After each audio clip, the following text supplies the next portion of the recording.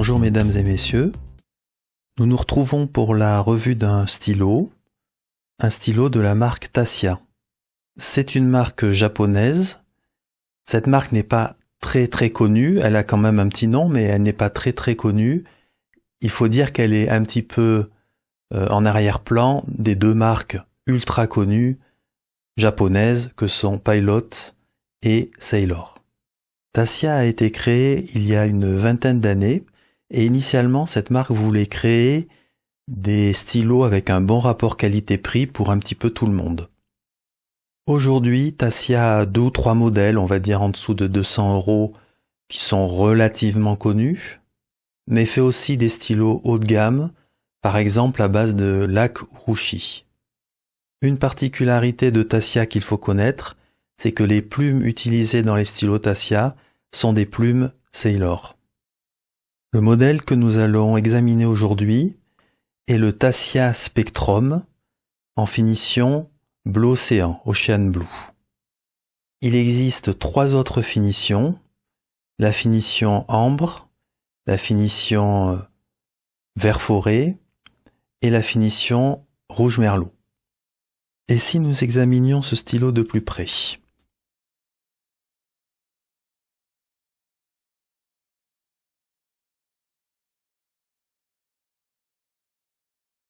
Le bleu océan est très beau, c'est un bleu foncé. Il est un petit peu transparent, donc ça permet de voir par exemple le convertisseur et la plume.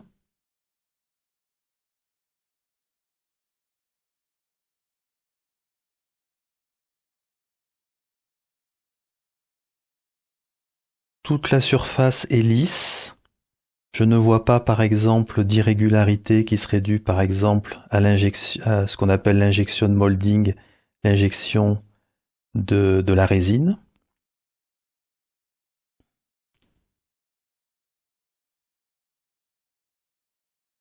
Tout est uniforme, tout est très bien fait, tout est très lisse, pardon.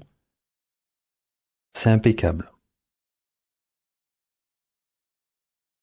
Tasya est écrit ici de manière très simple.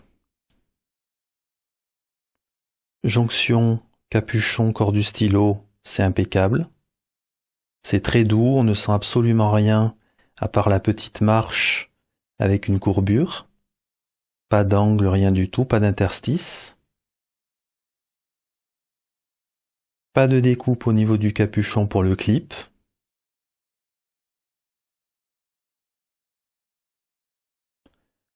Globalement, tout est très bien fait. Pas grand-chose à lui reprocher. On dévisse le capuchon en comptant le nombre de tours.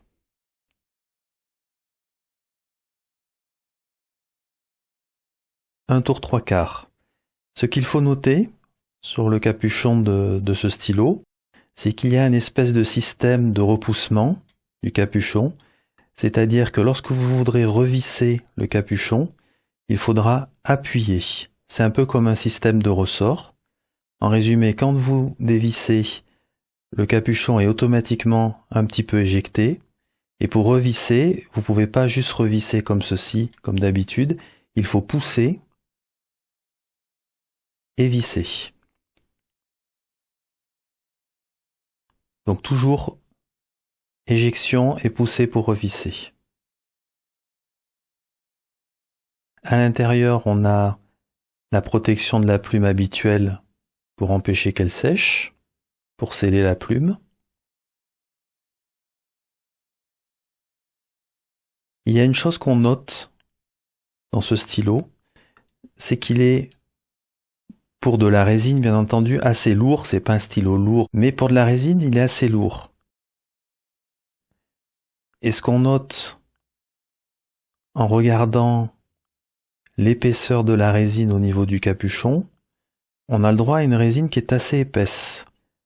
Ça pourrait expliquer pourquoi le stylo, pour un stylo fait avec de l'acrylique, pourquoi est-ce qu'il est relativement lourd. En tout cas, belle épaisseur. Le grip est assez fin, mais pas très fin. Globalement, ce n'est pas un gros stylo, mais il est de longueur tout à fait normale. C'est juste que son diamètre n'est pas très épais. La plume. Alors, ce qu'il faut savoir, donc, c'est que Tassia et Sailor ont le même distributeur. C'est pour ça qu'ils partagent la même plume, comme je le disais en introduction.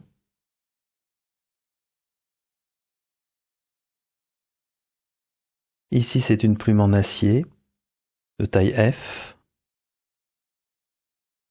Et comme ils partagent le même distributeur, nous allons retrouver un convertisseur propriétaire.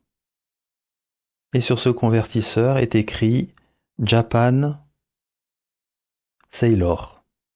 Donc les choses sont claires, on est sur un format propriétaire Sailor. Le convertisseur évidemment fonctionne très bien. Il s'insère très bien.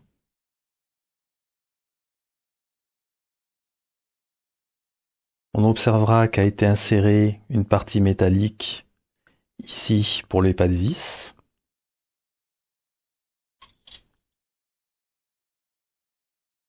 Le jeu est assez raisonnable. Et on arrive dans cette zone-là sur un frein qui vient d'un joint. Donc on a un amortissement vers la fin du vissage.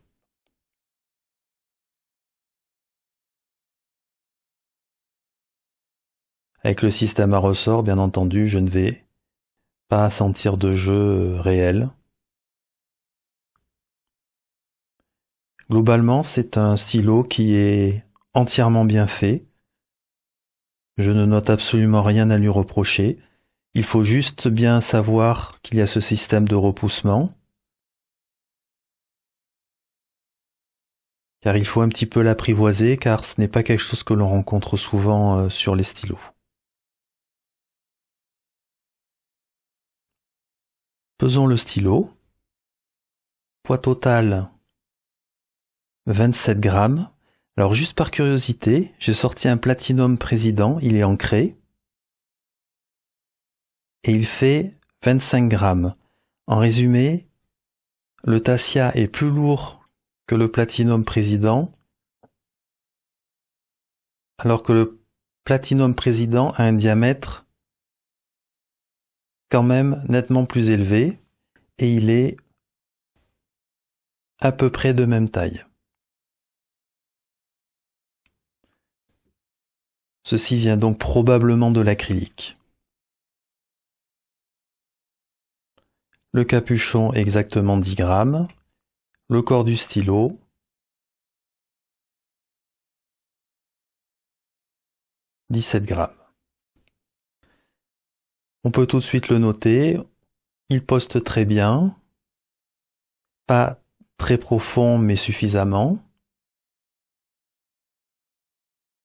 Il pourra être utilisé sous toutes ses formes, posté, non posté. Tout fonctionne très bien. Ne pas oublier d'appuyer pour pouvoir visser.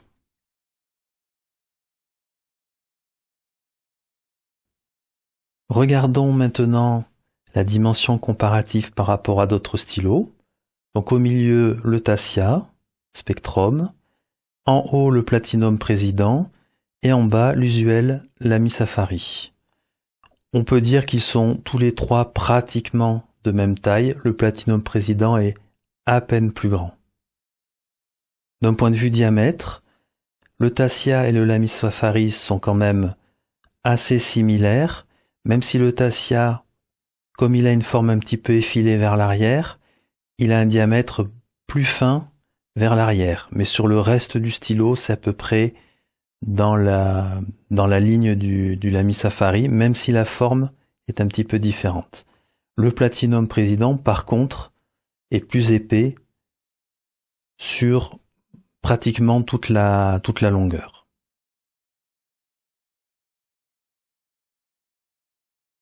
Regardons maintenant sans les capuchons. Le Tassia est le plus court des trois.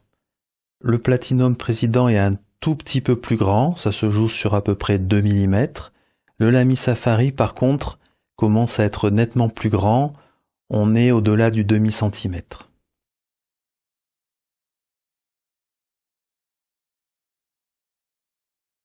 Nous sommes sur des stylos qui postent très bien.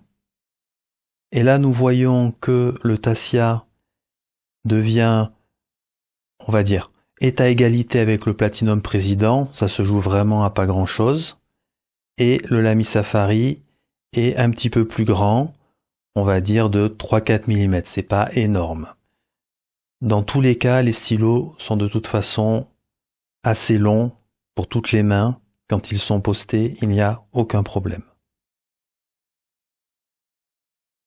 J'aime bien l'idée de mettre de l'Azagao dans ce stylo bleu océan. Je m'exécute.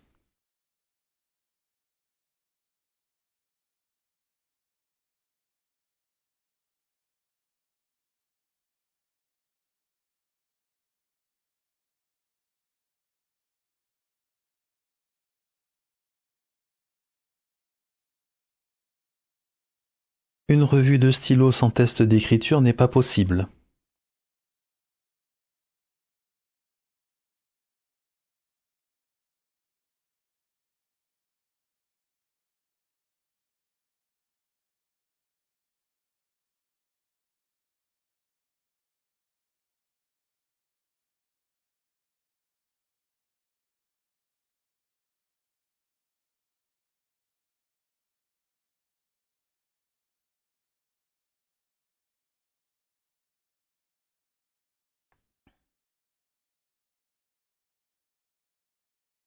Après écriture, qu'est-ce que j'ai pensé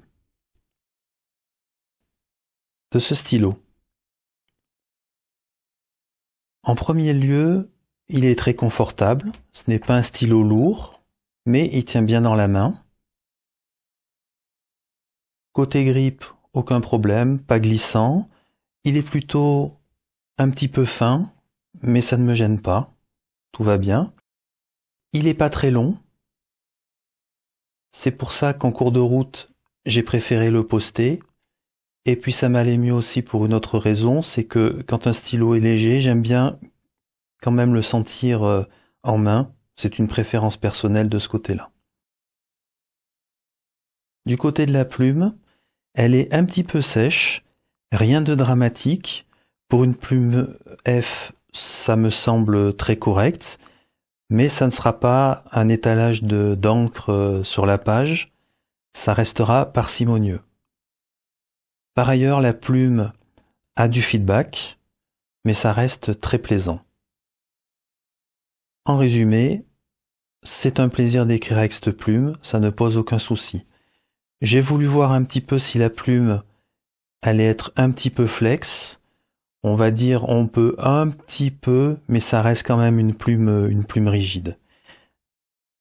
Juste, j'ai envie de vous faire une petite aparté parce que cette plume m'a fait penser à quelque chose. Je vais essayer de vous le montrer.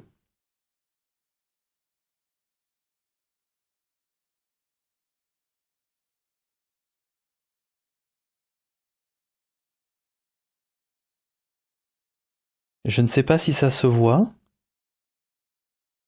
mais cette plume m'a fait penser un petit peu aux plumes, alors sans le côté flexible, mais aux plumes soft fine de Platinum, parce que cette plume est légèrement plongeante vers l'avant, un peu comme les plumes soft fine de Platinum. Passons à la conclusion. Qu'est-ce que j'ai aimé? En premier lieu, c'est un stylo qui est très très bien fait. Il n'y a vraiment pas de reproche à lui faire là-dessus. L'acrylique est épaisse, pas de point d'injection. Toute la finition est vraiment impeccable. En fait, je ne trouverai pas vraiment de points pour lesquels on pourrait le prendre en faute. Je dirais juste que peut-être le petit effet d'éjection du capuchon et le fait qu'il faille appuyer pour revisser, il faut un peu s'y faire. Ça peut avoir un petit côté agréable lorsqu'on dévisse, c'est un petit peu moins agréable quand on visse. Enfin, globalement, c'est pas grand-chose, c'est vraiment juste une question de s'habituer un petit peu. et ça ne reste qu'un point de vue. Donc vraiment, aucun reproche à lui faire de ce côté-là.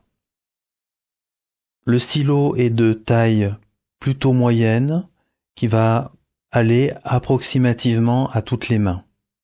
Le clip fonctionne très bien, la plume, en tous les cas en F, il n'y a aucun problème, il y a du feedback, c'est d'ailleurs assez courant sur les plumes Sailor en règle générale, mais elle reste très plaisante, elle est un petit peu sèche, mais ça fonctionne quand même très bien. Globalement, la plume, rien à dire. Tout est confortable aussi lors de l'écriture. Pour moi, ce stylo, il est exactement dans l'état d'esprit que j'énonce au début de la compagnie à sa création par la fondatrice. Elle voulait avoir des stylos d'une très bonne qualité pour le prix, qui soit un peu pour tout le monde. Eh bien, c'est tout à fait réussi, on est parfaitement dans ce cadre-là. Si vous payez ce stylo-là aux alentours de 100 €, alors quand il était sorti, il y a quelques années, il était plutôt aux alentours de 180 €, ce qui était bien entendu beaucoup trop cher, mais aux alentours d'une centaine d'euros, c'est tout à fait un excellent rapport qualité-prix. On peut vraiment dire que c'est un stylo très solide, vraiment très bien. Du côté ce que je n'ai pas aimé, eh bien c'est justement un petit peu ça, c'est que ce stylo manque un petit peu de charme, c'est-à-dire que tout est bien fait, tout est carré, tout est très bien planifié, tout est très bien prévu. Il y a un excellent manufacturing, je suis à peu près persuadé que vous pouvez me donner 10 stylos, j'en dirai la même chose, ils seront tous de la même manière. Bon, je reconnais que je viens un petit peu de m'amuser en allant dans l'exagération, mais parce que j'essaie de faire comprendre en fait que ce petit facteur waouh, c'est génial, ou le petit plus qui fait qu'on va adorer quelque chose. On est vraiment dans l'esprit d'un stylo régulier, bien fait, avec lequel on n'aura aucune surprise, pas de sécheresse de plumes, rien, tout fonctionnera toujours, mais on n'aura pas ce petit effet waouh, tout simplement. Donc il faut le prendre pour ce qu'il est. Si c'est ce que vous cherchez, eh bien c'est un bon candidat. Il faut bien entendu aussi que les finitions vous plaisent, car il n'y en a que 4 au total. Si par contre vous recherchez un stylo qui a du charme, qui vous donne envie d'écrire, avec une finition un petit peu particulière ou une plume qui écrit un peu différemment, je pense qu'il faut passer son chemin. D'autres candidats pourront avoir une meilleure place. Je vous remercie pour votre attention. À bientôt.